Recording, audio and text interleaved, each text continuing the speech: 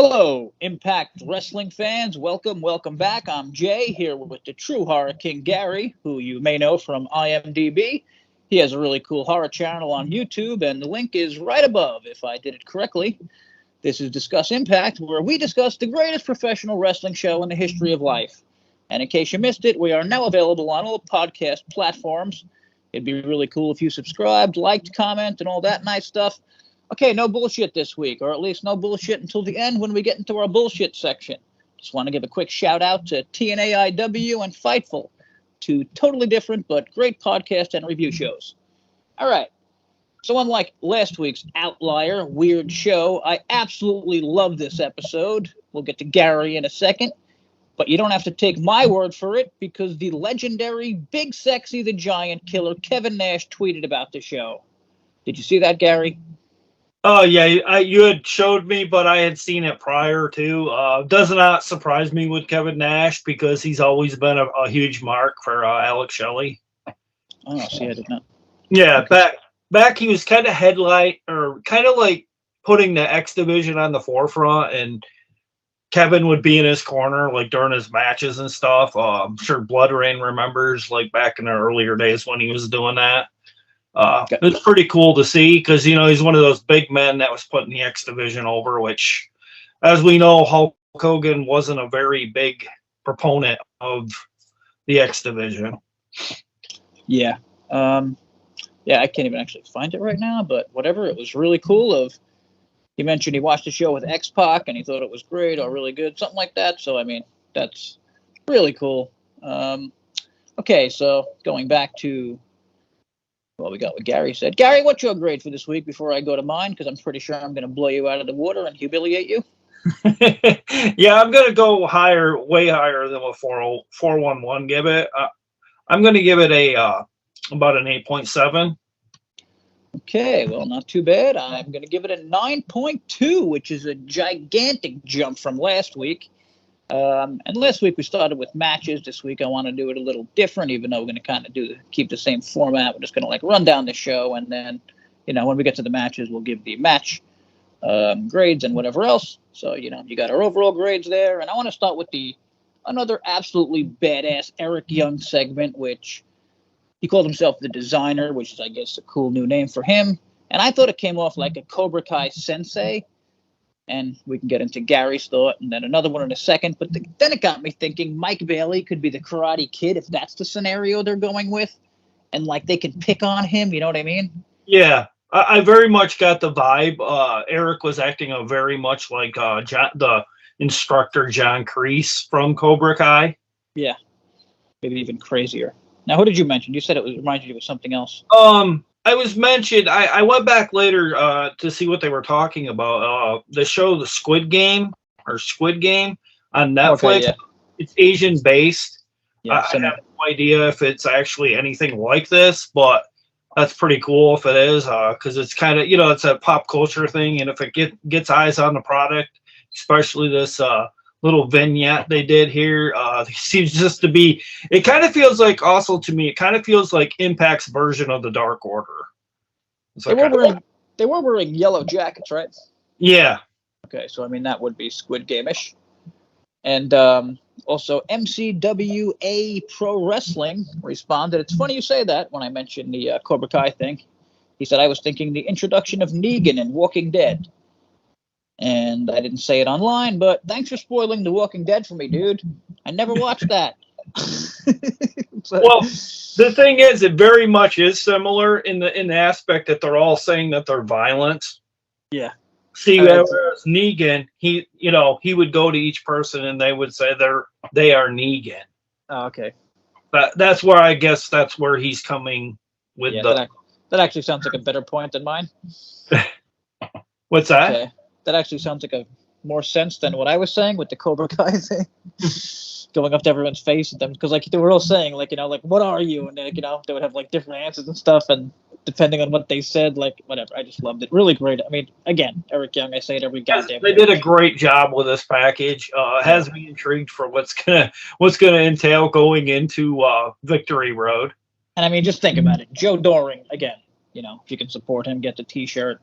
The guy just had cancer again. They have a new one too. I think they came out with a new shirt for Joe as well, a second choice.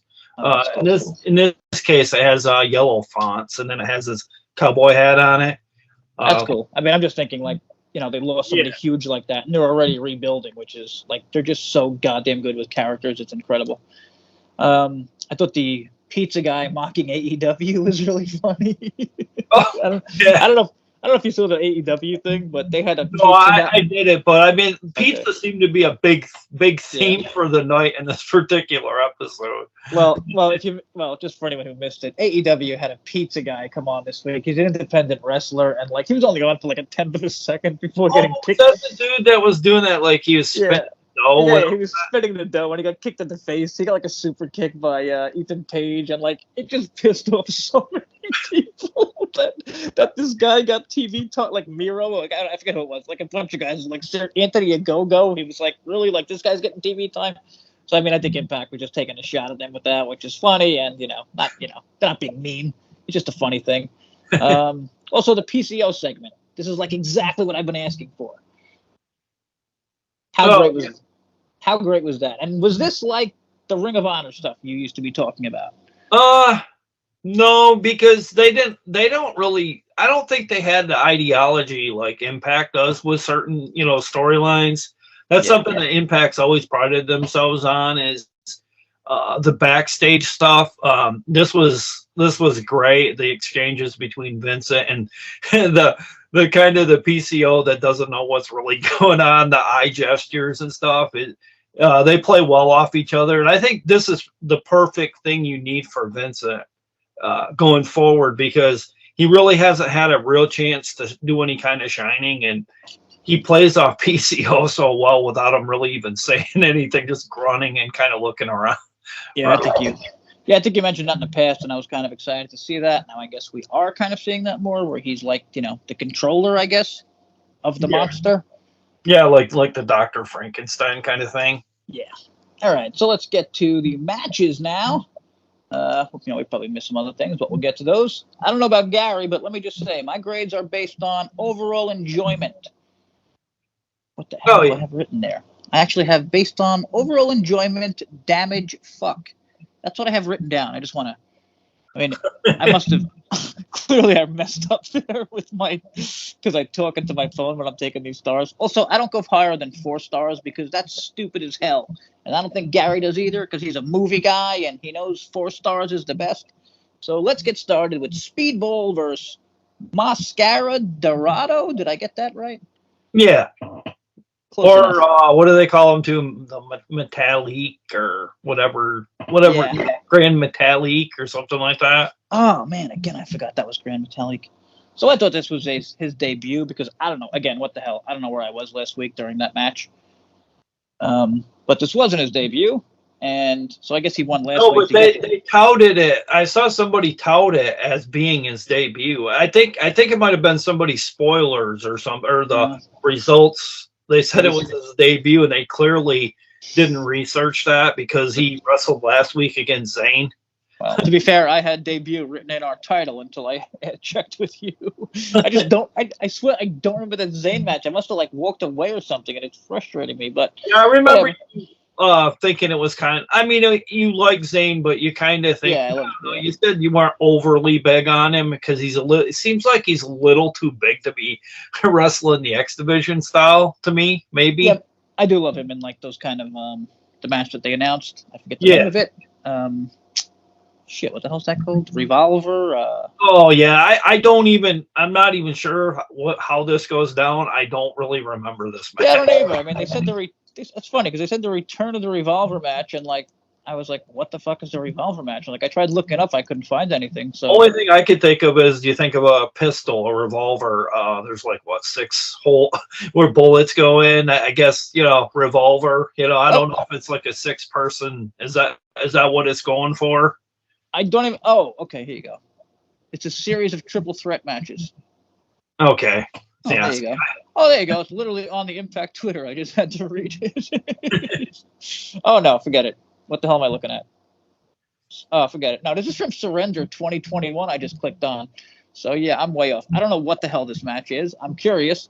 There's what, 9 people in it or something. Yeah, it's a lot. The graphic showed a ton of talent, so I don't know if they'll be. Oh yeah, okay, I got it here. Adding to that maybe too. I don't know. Yeah, I got it here. So it's Kenny King, Laredo Kid, Alex Zane, Trey Miguel, Black Taurus, you Mara. Oh, and Mia Yim.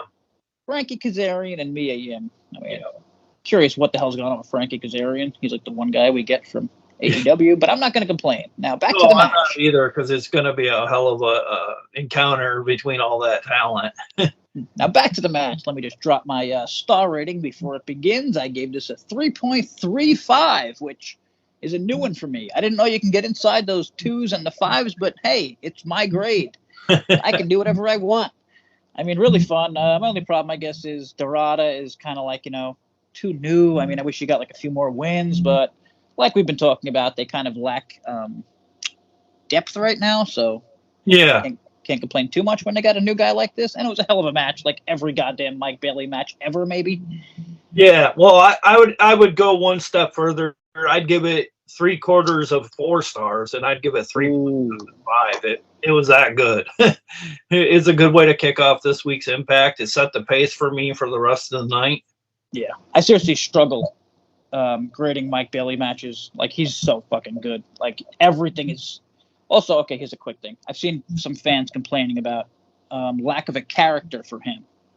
Now, we didn't talk about this before the show, like a bunch of other things, so I'm curious what you think, but let me just say, I see him as, like, AEW kind of has, like, everyone is a great wrestler kind of thing, And, like, I don't think Impact really does that so much. So, like, I see Bailey as, like, the or maybe number 2 best wrestler behind Josh, maybe, like, all around. And he has such a sick set of moves. Like, to me, that kind of makes it a character, no?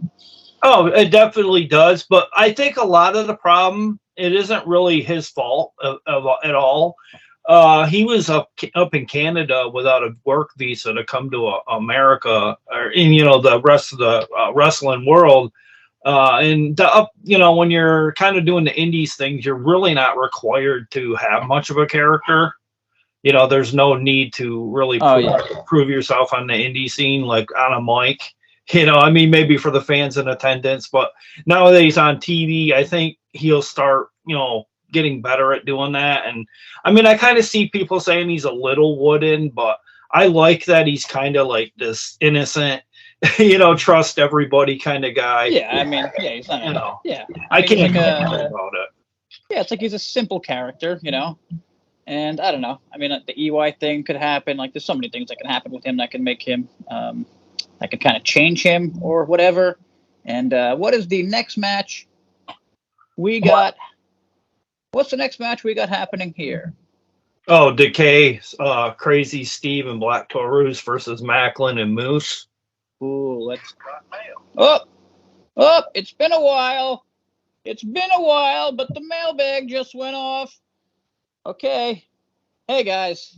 This is Miguel, former TNI fan until I learned they're actually scumbags. My question is, do you think Masha is ready for the world title?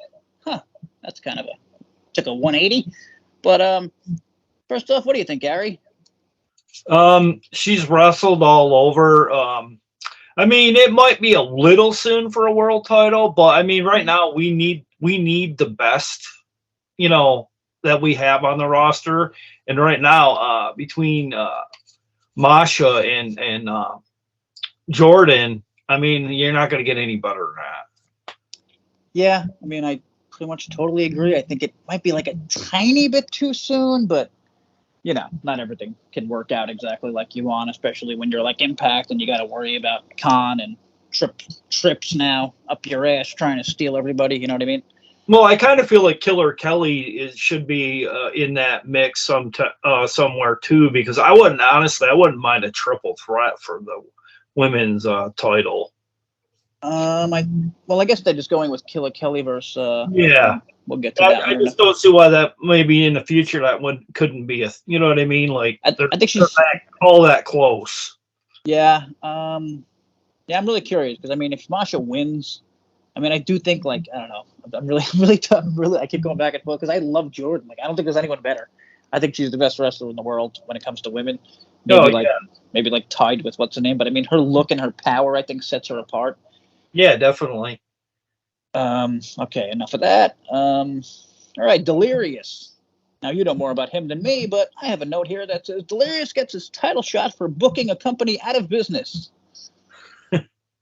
Yeah. I mean, pretty much anyone that's watched ROH kind of knows what they're getting with him. He played this wrestler who spoke this language that nobody knew, and he just kind of do gibberish and stuff. But don't underestimate him as a wrestler, though. He could put on some good matches in Impact. He's got a pretty solid mind when it comes to booking. The way he booked ROH, but I know at the end, I know he had gotten a lot of the blame for a lot of the booking. Yeah, I'm sure. I wonder if a lot of that wasn't to do with the Sinclair, kind of budgetary. Plus people leaving and who knew was staying. And AEW came into the picture too, so. And I mean, it actually makes me angry. I mean, I know for a fact Ring of Honor was outselling everyone but WWE years ago, and then they, got with AEW, and AEW just ended them. Like, it was sick, and like now they have a Ring of Honor. And well, what was impressive with ROH is they had that MSG show. That's something that Impact. I mean, I'm not knocking on Impact here, but ROH actually got a show in MSG. So, I mean, they did it. They had an impressive run. I mean, I still say it. I love when they go to friggin' Atlanta because those are great fans. Oh yeah, and I wouldn't be surprised if we kick off the new year going back there.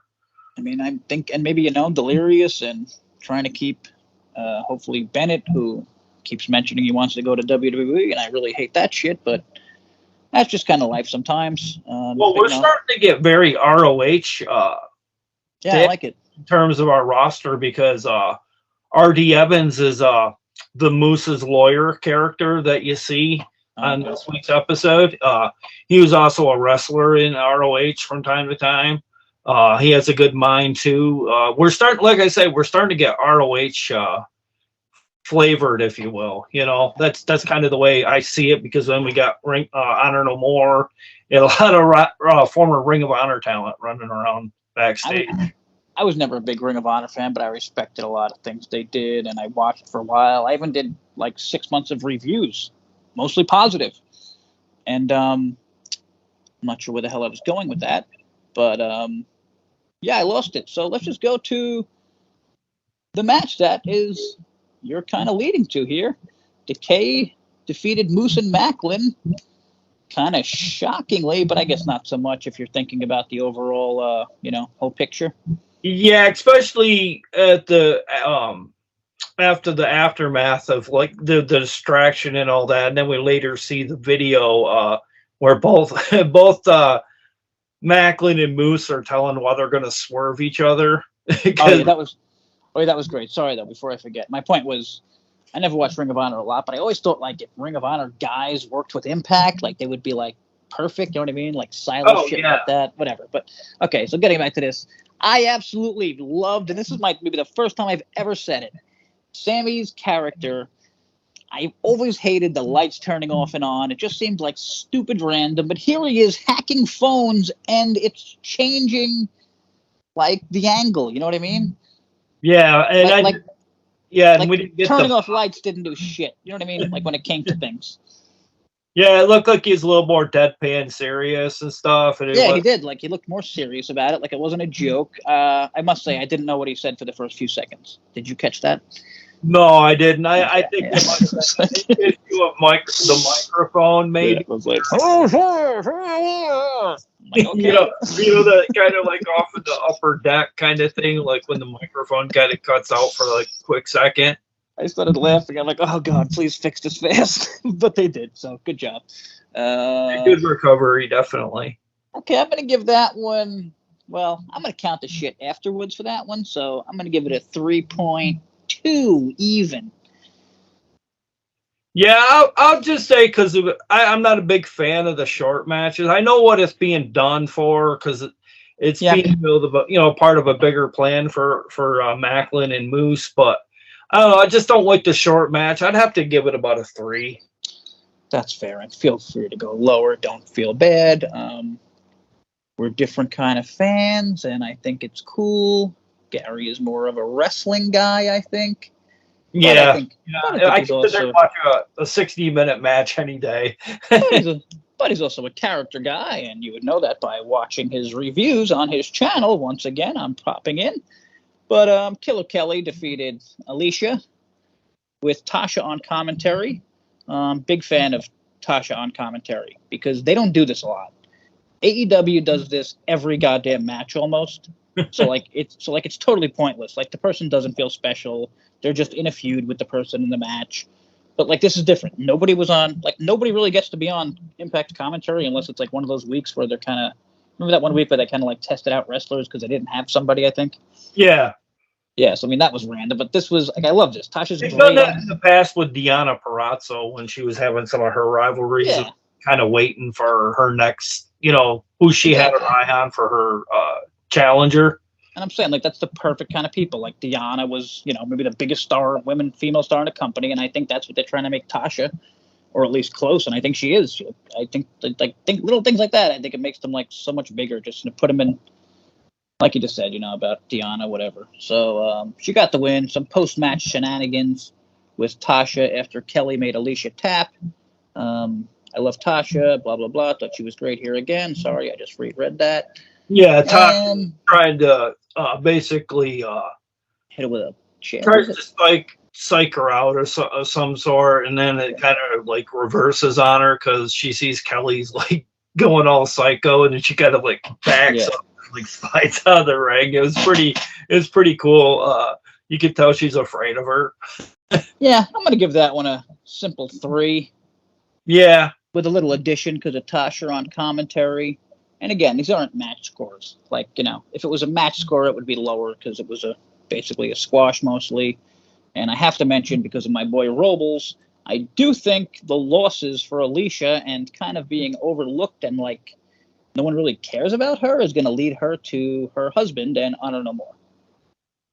Oh yeah. Well, my vacationing here, my grade for that it was an even 3 as well. So yeah, that I don't know. It was I don't think it was a standoutish match, but I mean it was definitely it served its purpose again, showing how maniacal Kelly is. So I gotta say, how cool is it that they can have like I want to say mid-card and maybe an upper mid-card feud that's like not about the title that has so much focus in the women's division.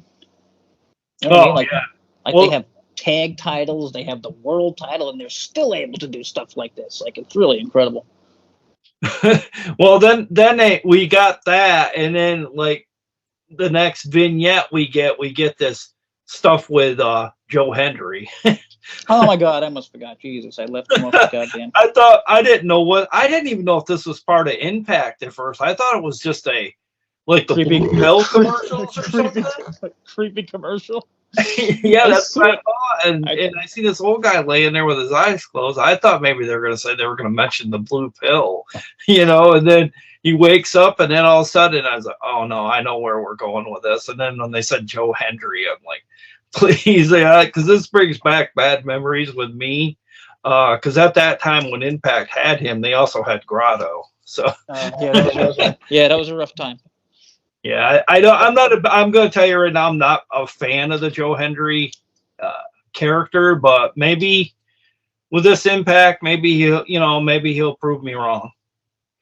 I agree, but I always thought he had like a ton of potential because of the whole singing and like these days like everyone's kind of into that. Like there's so many singing shows and shit. Like they can give him like his own kind of segment.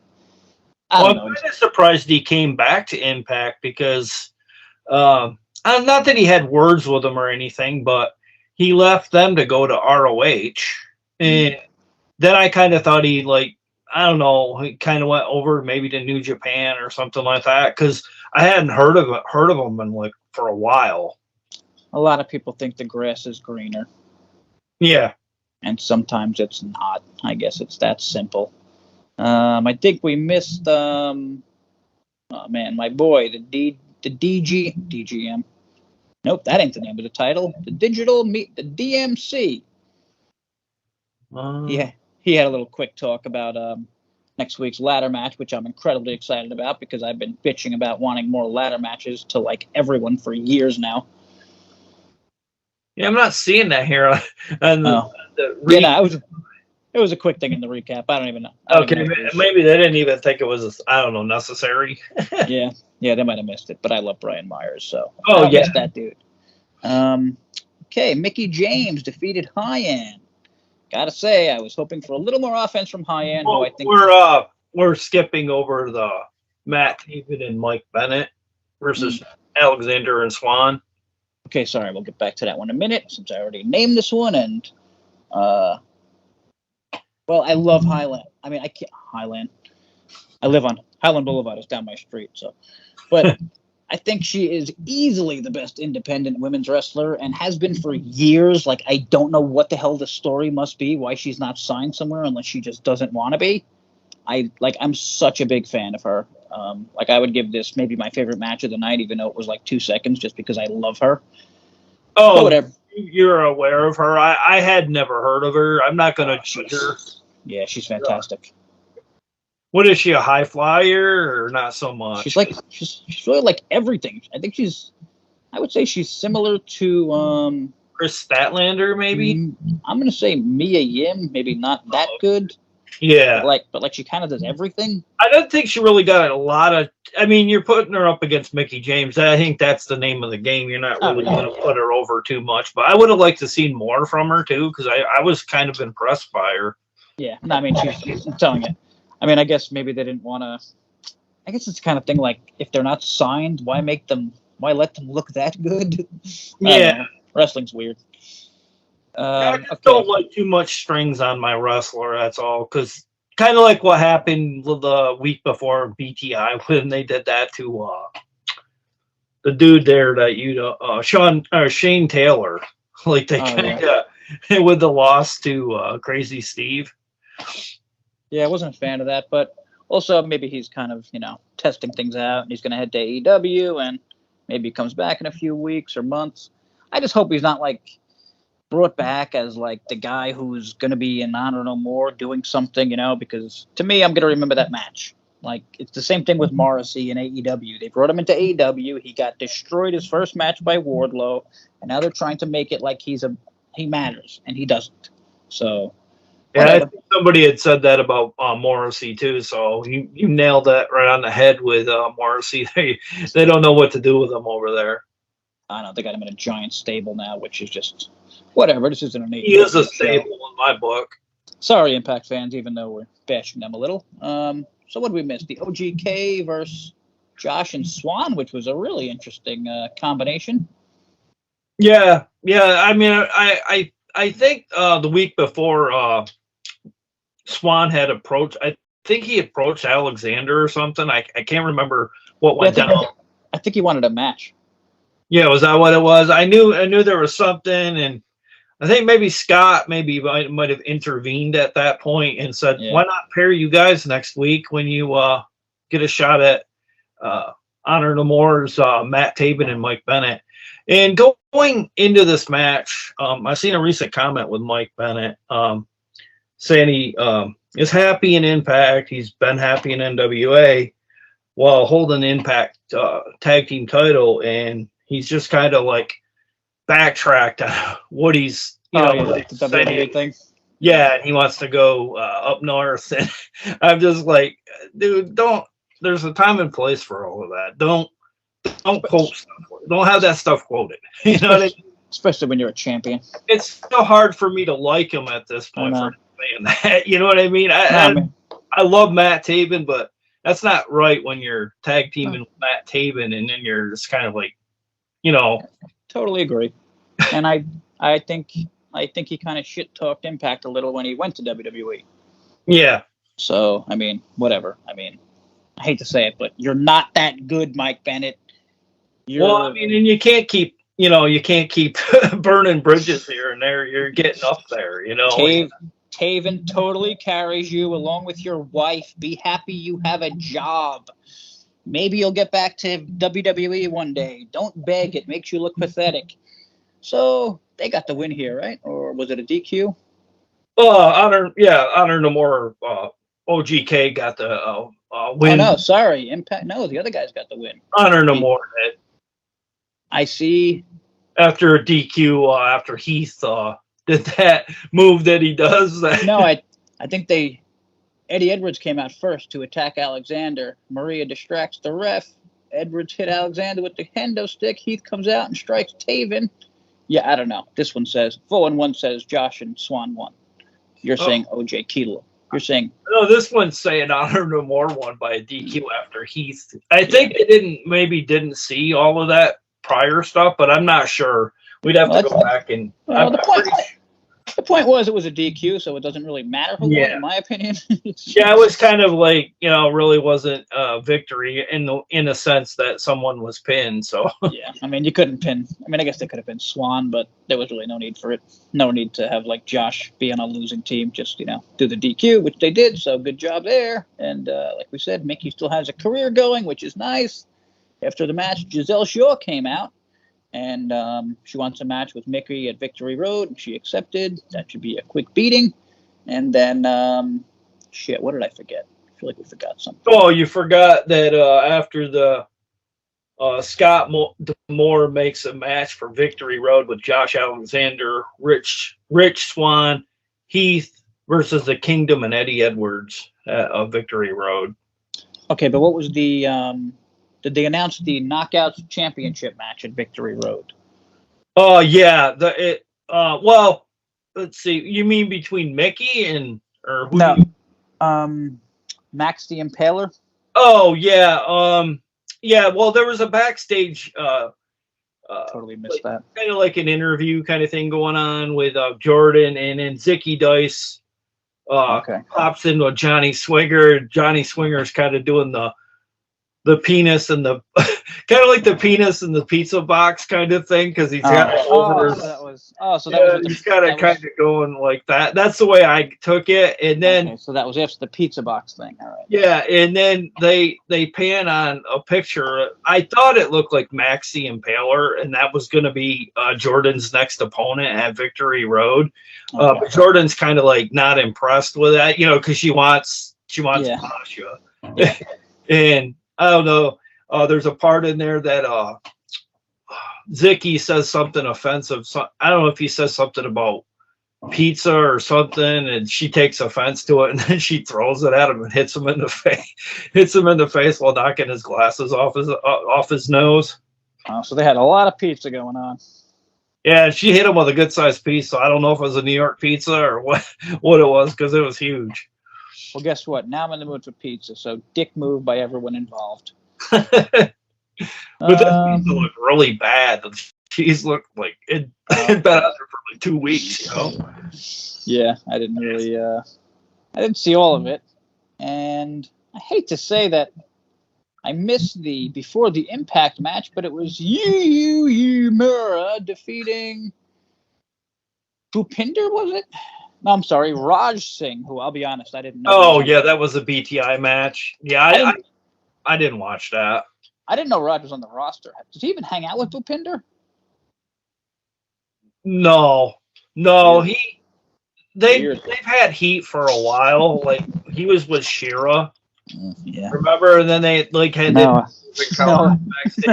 No, I don't remember. He's just basically the Impact whipping boy backstage. Raj Singh. That's all. That's why I don't really want. That's why I don't know why they don't go after. Who's that dude you like? Rohit. I don't know why they let him go. I would have, long-term deal. I mean, if they're looking for like an Indian wrestler, which I guess they are, you know what I mean? It seems pretty clear. Like, they had an amazing one. Like, I don't know. And I don't know what the hell he's doing now, so, yeah. Well, I don't even know why they don't even consider possibly trying to recruit somebody that isn't necessarily Indian. Kind of like what they did with Hakeem. You remember the one-man gang back in the day? Thinking he was an African-American wrestler. I'm not sure you can do that these days. Yeah, I just thought, just to be different, Yeah, well, you know, these days you get canceled for doing some shit like that. You can have someone playing that. All right, tag team main event. Motor City Machine Guns versus the Good Brothers for the first time in the history of life. What did you think? What's that? Main event. Oh, the main event. Yeah. Well, Good Brothers and Motor City Machine Guns. Just those two names for the tag teams alone.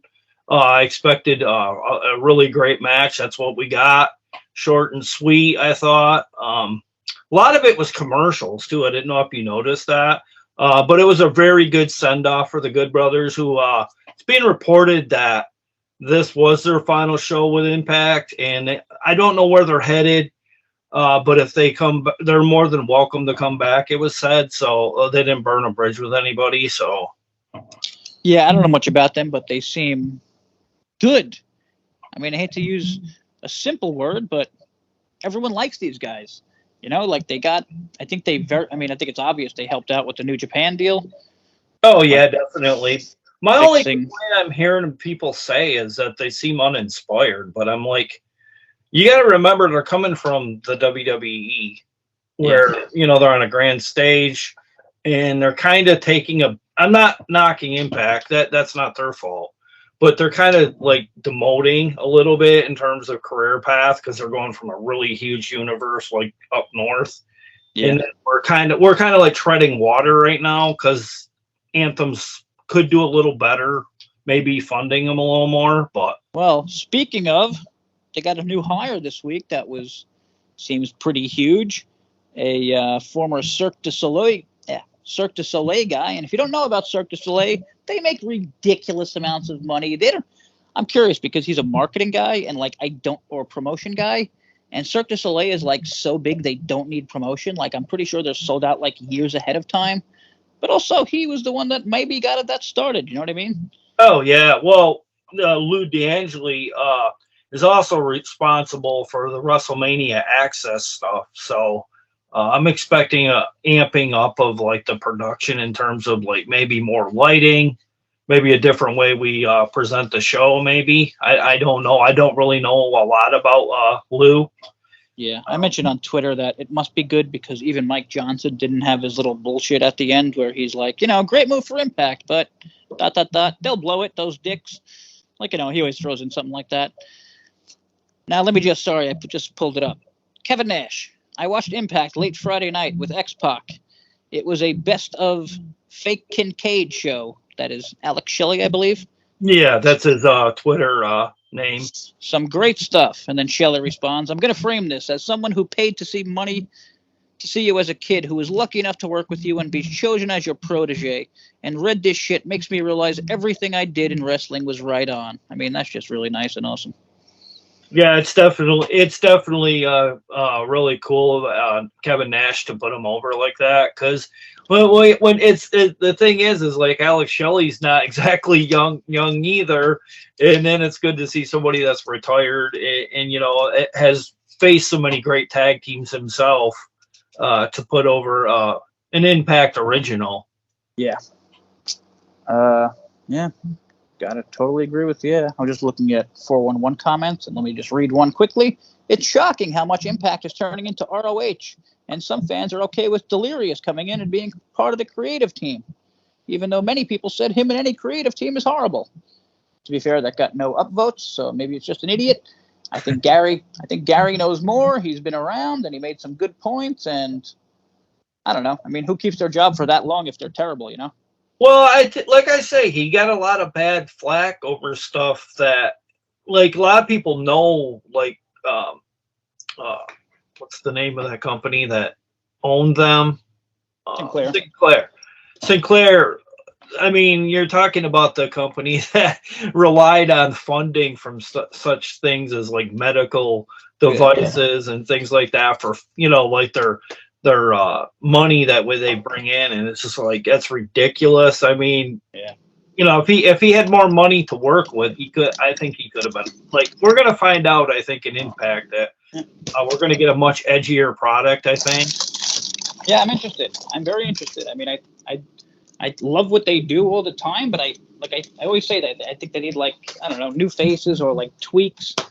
Like, it's always the same people, I feel like, and even someone from a different company, even if he did shitty in another company, which I don't think he did, and you don't think he did, and you know better than me, but it's a different company. You know what I mean? Like, he's not going to be totally in charge. He's going to be an idea guy, and then there's a team, and he probably has some goddamn good ideas. I think he did. I think he just, like I said, I think they're kind of like, it didn't help they were in syndication either. Whereas Impact's on an actual channel each and every week. Would you know or say he's respected by some ROH people? Oh, most definitely. I think he's well liked by a lot of the guys that we have there. I think there'll be more in a comfort zone, and I think we'll see that on.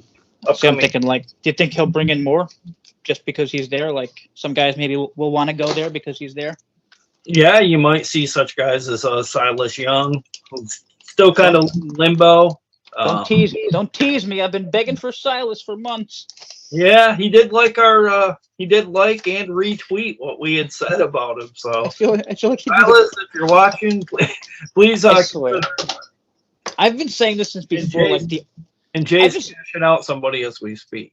I've seriously been saying this since before the goddamn. Sound like you're running a cash register. Oh, sorry. No, I'm making dinner. Sorry, trying to do it quietly. But I swear to God, I've been saying this before the Honor No More became a thing, before Ring of Honor went out of business. Like, that's how much I loved Silas. Like, I would watch Ring of Honor shows for Silas. Like, that's how much I enjoyed the guy. Yeah, I still listen to his theme today. I probably listened to his theme, the last Real Man theme, for like, I probably put about 30 views on YouTube. and I would always think, like, this guy would kill it in Impact. You know what I mean? Because he's like, if you're that good of a character. Listen to his tune from ROH. Oh yeah, it's a great song. It fits him perfectly. The problem is, I think Down South probably own the rights to that, though. Yeah, I mean, I would always say it's odd. Like, how are they so goddamn good with this one character and kind of suck with the rest? Well, I can't believe he's in his early 40s, because the man wrestles like he's in his mid-20s. Yeah. Well, that's probably another thing. And I gotta say, apologies for me wanting to see PCO wrestle every week when he's like 50-something. Oh yeah, well, I mean, that's understandable. Every time he's on TV, he's a presence. Yeah, I mean, he's so goddamn, like, he's so athletic and shit. Like, you don't think he's that old when you're watching him. Well, I think a lot of his thing is he's done that for so long that, he just knows how to take a fall. Yeah. Mick Foley. Yeah, kind of. Yeah. Even though I think, as much as I love Mick Foley, I think he kind of cheated. I think he was wearing like a vest under his shirt, but I don't know.